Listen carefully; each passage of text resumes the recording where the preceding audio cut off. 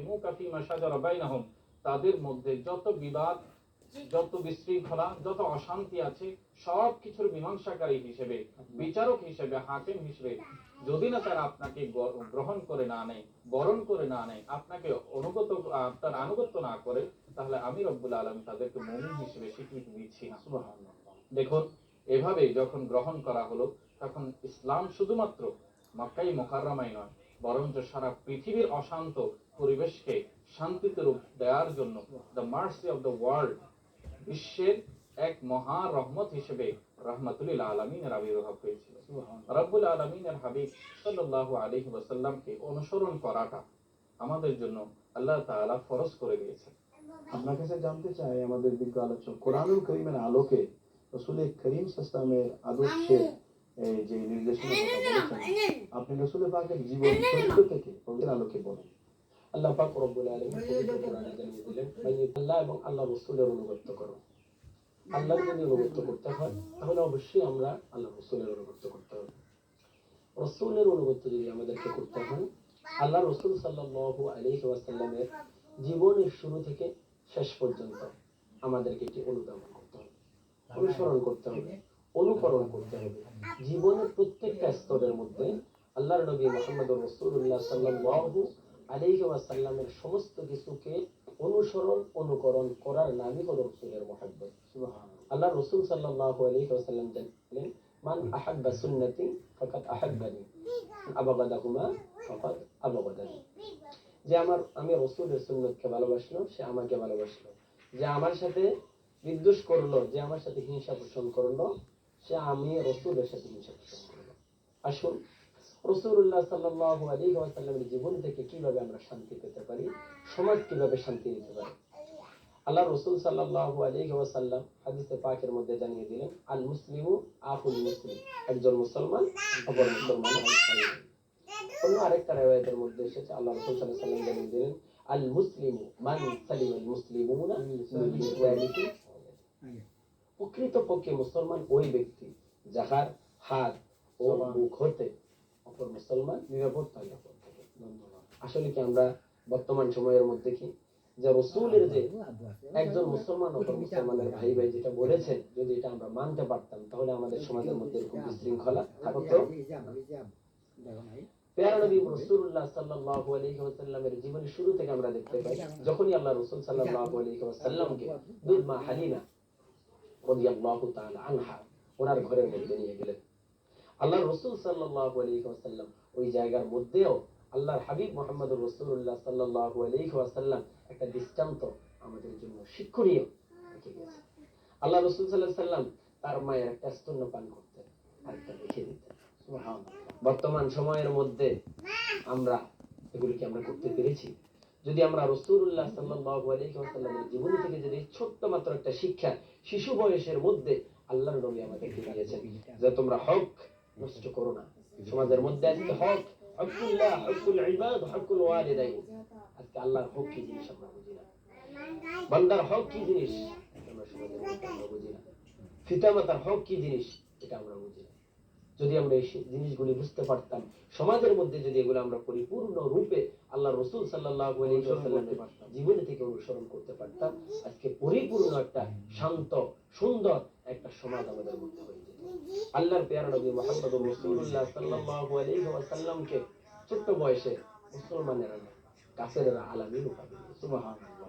আজকে আমরা দেখুন কত বছর বয়স আমাদের হয়ে গেছে, একজন ব্যবসায়ী কোটিপতি লাখপতি, কিন্তু একটা টাকা একজন মানুষ আমার কাছে রাখতে চিন্তা ভাবনা করে, টাকা কি আমি পাবো, আমাকে কি টাকাটা দিবে? আল্লাহ রাসূল সাল্লাল্লাহু আলাইহি ওয়াসাল্লামের উপাধি তার আলামিন দিয়েছিল। ওই সময় কাফেরেরা কাফেরের কাছে আমানত রাখতো না, বিশ্বাস করতো না। আমার নবীকে না মানলেও কিন্তু বিশ্বাস করতো যে তিনি আমানত। তাকে মুহাব্বত করে ভালোবেসে তারাই কিন্তু বলছিল তিনি আল্লাহ সত্যবাদী। সুবহানাল্লাহ।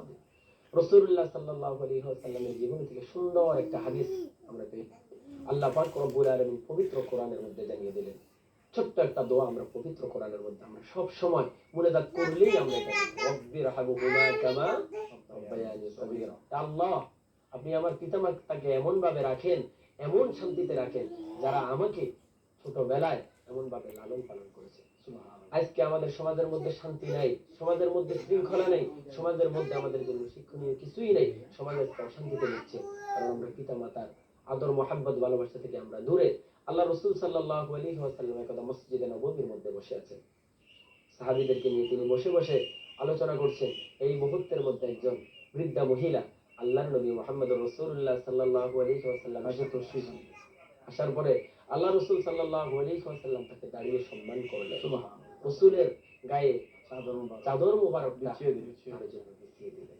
এটা আমাদের সবচেয়ে বড় শিক্ষণীয় বিষয়। সাহাবায়ে কেরাম অবাক হয়ে গেলেন, জানতে চান রাসূলুল্লাহ আসার সময় আপনি তাকে দাঁড়িয়ে সম্মান করলেন, আপনার গায়ে চাদর মুবারক তার জন্য বিছিয়ে দিলেন, যাওয়ার সময় তিনাকে আপনি আবার দাঁড়িয়ে সম্মান করলেন। আমরা তো বুঝতে পারলাম না ইয়া রাসূলুল্লাহ বিষয়টা কি। আল্লাহ রাসূল বলে, তোমরা যদি তাকে চিনেও না থাকো তবে আমি চিনি।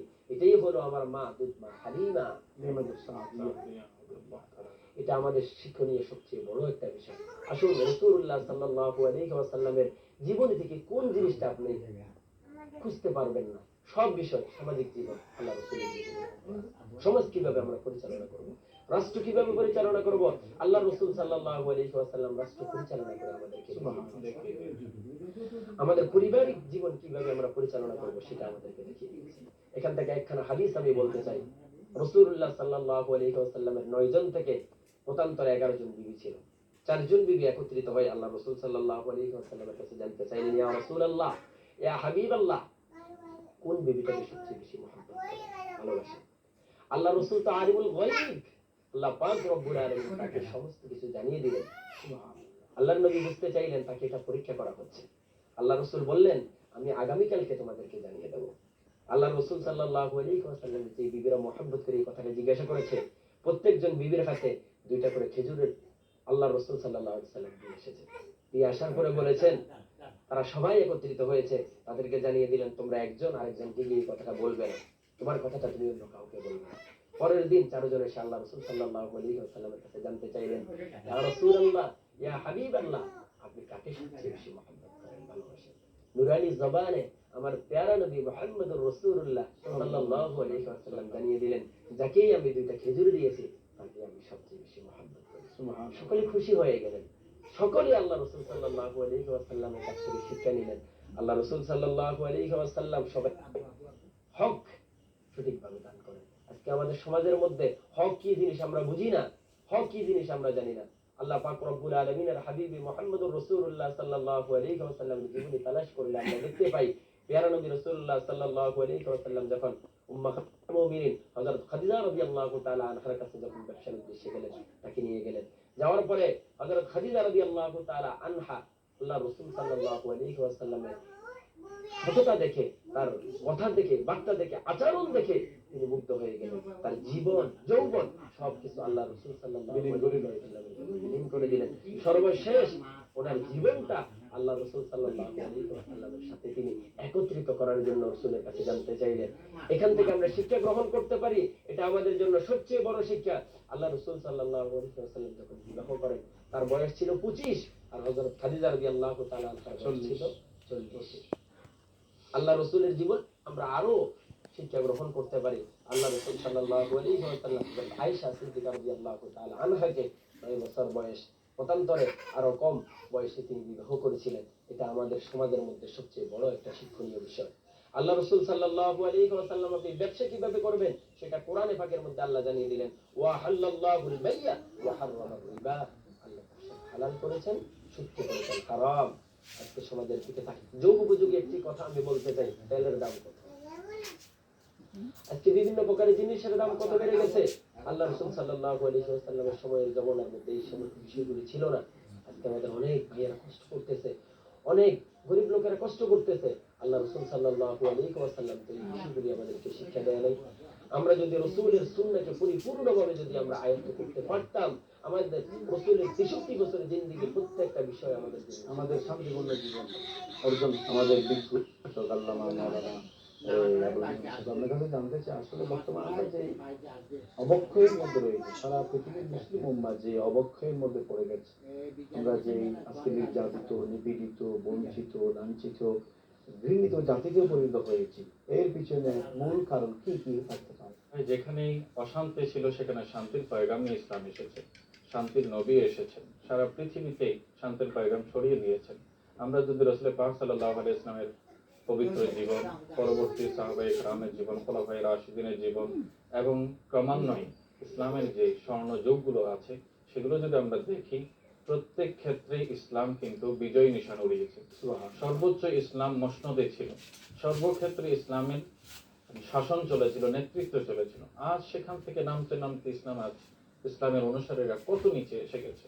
আগে যেখানে কাফেররা চোখ তুলে তাকানো ভয় করত, আজ সেখানে মুসলমানদেরকে তারা চোখ রাঙিয়ে কথা বলছে, মুসলমানদেরকে তারা নির্যাতন করছে। আমাদের মূল শক্তি হচ্ছে ইমানের শক্তি। ইমানি শক্তিতে আমরা যখনই বলিয়ান ছিলাম তখন আমরা সর্বশীর্ষে ছিলাম।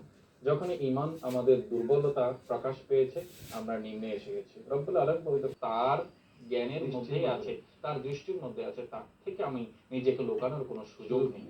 2 নম্বরের কথা হচ্ছে আমরা ইমানের প্রাণ, যেটা ইমানের রূহ, সেটাকে ভুলে বসেছি। ইমানের রূহ হচ্ছে প্রিয় নবী হুজুর করিম সাল্লাল্লাহু আলাইহি ওয়াসাল্লামের মুহাব্বত।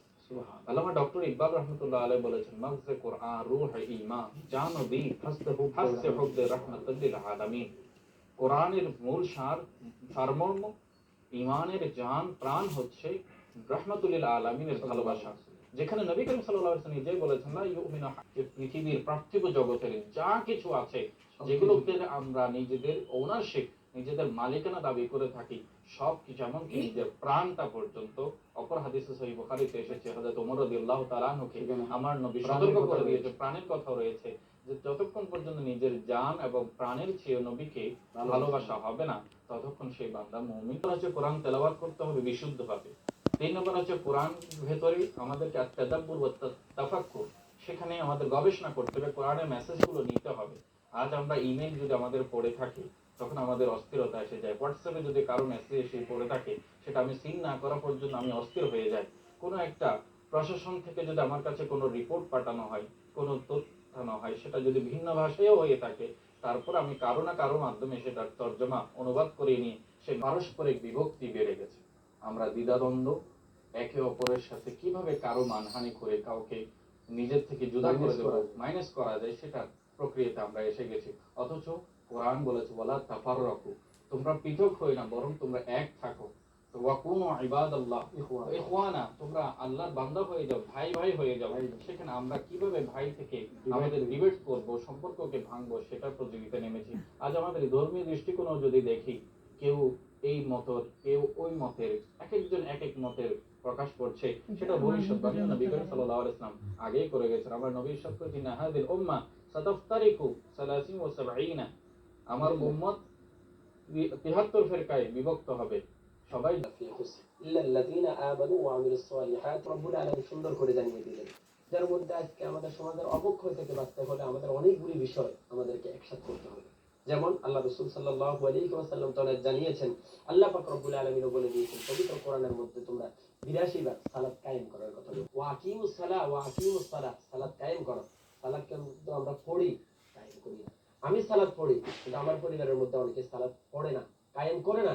আমি সালাত সমাজের মধ্যে কায়েম করতে পারি নাই। ওয়া আকিমুস সালাতা ওয়া আতুজ যাকাত, এরপরে যাকাত দেওয়ার জন্য বলেছেন। যাকাত যদি আমরা দিতে পারতাম পরিপূর্ণভাবে, আজকে যাকাত দিলে আমাদের সমাজের মধ্যে বড়লোক এবং গরিবদের মধ্যে একটা ভারসাম্য, সেতুর মতো তৈরি হতো। আজকে আমাদের মধ্যে বড় লোকেরা বড় হচ্ছে, গরিবেরা গরিব হচ্ছে, এটাই আমাদের সমাজের সবচেয়ে বড় একটা অবক্ষয়। এরপরে দেখুন, আল্লাহ রাসূল সাল্লাল্লাহু আলাইহি ওয়াসাল্লামের নামাজের কথা বলতে গিয়ে কত গুরুত্ব এটার মধ্যে দিয়েছেন। ইন্নাস সালাতা তানহা আনিল ফাহশাই ওয়াল মুনকার, নামাজ মানুষকে সমস্ত খারাপ কাজ থেকে বিরত রাখে।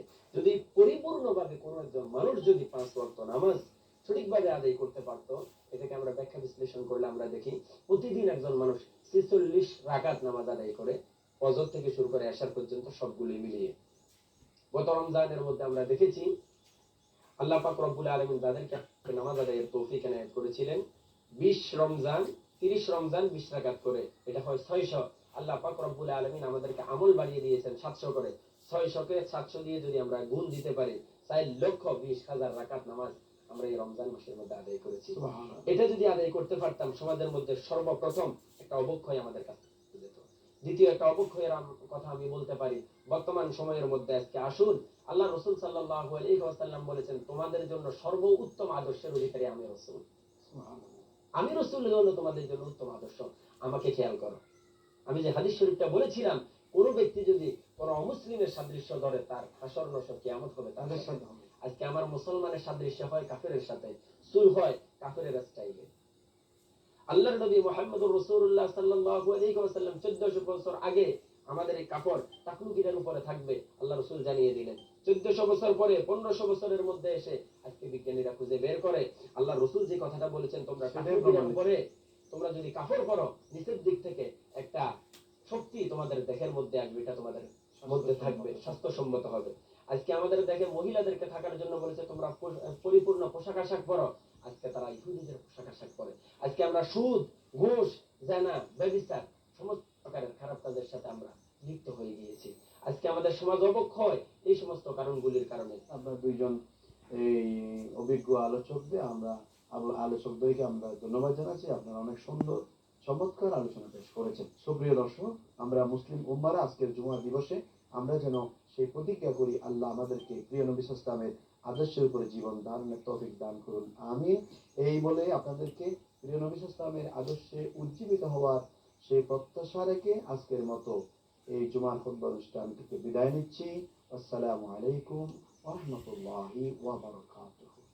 লোকে মরুভূমিতে দাও তোমার প্রেমের জল, উভয় জাহানে চাই যে শুধু সেই প্রেমের ফসল।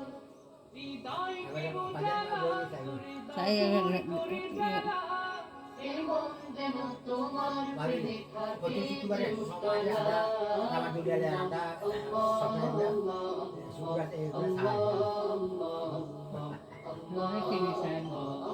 আল্লাহ